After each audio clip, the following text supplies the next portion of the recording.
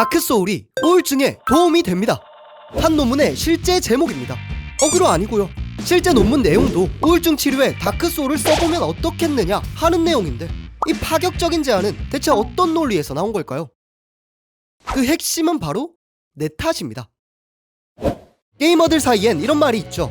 내 탓을 하면 재밌는 게임이고, 게임 탓을 하게 되면 불쾌한 게임이다.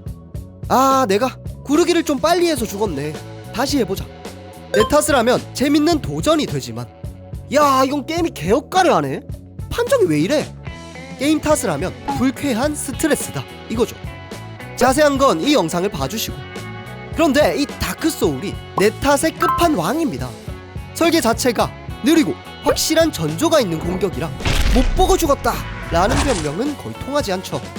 디테일 하나 말하자면, 엘든링의 라단 보스는 2페이지 시작과 함께 하늘에서 떨어지는 패턴이 있습니다. 이때 반드시 플레이어의 카메라가 비추는 곳에서 나타나게 되어 있어요. 못 보고 억울하게 죽는 일이 없도록 최대한 노력한단 말이죠. 그리고 여기에는 히트박스 포르노라고 불릴 만큼 세밀한 판정도 한몫합니다. 많은 게임들이 히트박스를 단순한 캡슐로 설정해 두거든요. 하지만 다크소울의 히트박스는 완전히 캐릭터와 비슷하도록 꼼꼼하게 깎아 놓았습니다. 물론 다른 게임들이 실력이 없어서 그런 건 아니고요. 이건 컴퓨터에 부담을 주기 때문에 보통은 수많은 이야기들이나 부드러운 프레임 같은 다른 가치를 위해서 이걸 포기하죠. 반대로 말하면 다크소울은 유저가 억울하게 죽는 일은 절대 없어야 한다 라는 원칙에 모든 기술력을 쏟아부었다는 뜻입니다. 그런데 모든 죽음의 원인은 나에게 있다. 이 다크소울만의 감성이 우울증과는 대체 어떤 관계가 있을까요? 심리학자 셀리그먼은 개에게 전기 충격을 주는 실험을 했습니다.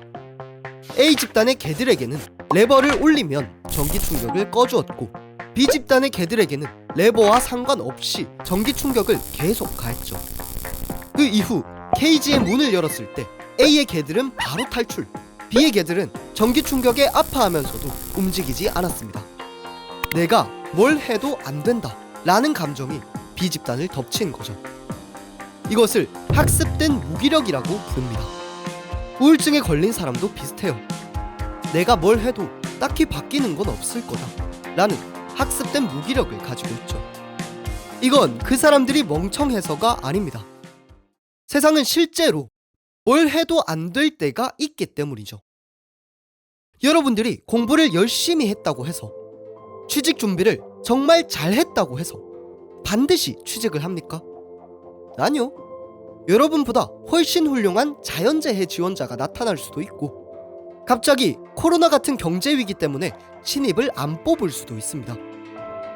우리는 열심히 하더라도, 심지어 잘 하더라도 실패하는 경험을 합니다. 이건 내 탓이 아니죠. 실제로 외부 탓이 맞아요. 그리고 이런 일이 반복해서 일어나면 나의 노력과는 상관없이 실패 여부가 결정된다. 해봤자 안 된다 라고 생각하게 되는 거죠. 그래서 다크소울의 경험은 특별합니다. 다크소울의 실패에는 어떤 외부 요인도 없습니다. 만약 다크소울에서 죽었다면 내가 늦게 굴렀기 때문이고, 내가 공격하면 안 될 때 공격했기 때문이고, 내가 거리를 벌리지 않았기 때문입니다. 이렇게 모든 실패가 나에게 달려있는 아주 가혹한 세상. 하지만 이건 반대로 나만 변하면 결과는 무조건 변한다 라는 강력한 희망이 되죠. 그리고 인간은 너무 당연하게도 변합니다. 너무나 당연히 반복하면 잘해집니다. 취직 준비를 하루 한 사람은 어제의 나보다는 잘해졌습니다. 공부를 일주일 한 사람은 공부를 시작하기 전에 나보다 훨씬 잘해졌어요. 하지만 현실에서는 내가 변하더라도 결과가 변하지 않을 때가 훨씬 많습니다. 너무 많은 외부 요인 때문에 나의 노력이 그대로 결과로 이어지지 않죠. 내가 한 노력은 가끔 의미 없게 느껴집니다. 이게 바로 학습된 무기력에 빠지는 이유입니다. 세상은 다크소울처럼 정직하지 않으니까요.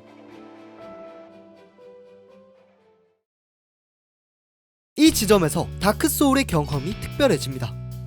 나의 노력이 그대로 반영되거든요. 보스를 클리어하지 못하더라도 이전보다 보스의 체력을 조금이라도 더 깎았다면, 패턴을 한 번이라도 더 피했다면 그건 숙련도가 올랐다는 증명이 됩니다. 반복하면 나의 능력이 오르는 것을 확인할 수 있죠. 이건 우울감이 있는 사람들에게 아주 중요한 감정입니다. 하면 분명히 는다 라는 당연한 사실을 가슴 깊숙이 받아들이고 경험할 수가 있는 거예요. 이 논문은 단순히 이론적인 추측을 한 것이 아닙니다. 실제 유저가 레딧에 쓴 수천 개의 글, 다크소울을 통해 우울감을 극복했다는 이야기들을 정밀하게 분석한 결과죠. 그리고 그 중에는 이런 글이 있었습니다. 내게 현실은 거대한 보스몹 같았다. 패턴도 모르겠고 아무리 때려도 피가 닳지 않는 절망적인 존재 말이다. 하지만 그는 다크소울을 하며 깨달았습니다. 처음 보는 보스가 강한 이유는 내가 아직 패턴을 모르기 때문이란 것을요. 내가 아직 덜 죽어서 그렇다는 사실을요. 그렇습니다. 다크소울에서 죽음은 실패가 아닙니다. 성공으로 가는 과정이죠. 계속 죽다 보면 점점 더 패턴을 잘 알게 되고 클리어에 한 발 더 가까워집니다. 현실이라는 보스도 마찬가지예요. 현실은 여전히 불합리하고 때로는 정말 말도 안 되게 강할지도 모릅니다. 하지만 다크소울의 위로를 받은 당신이라면 기억할 수 있을 겁니다. 설령 결과가 바뀌지 않더라도 그 벽에 부딪히며 단단해진 당신의 경험치는 결코 사라지지 않는다는 것을요.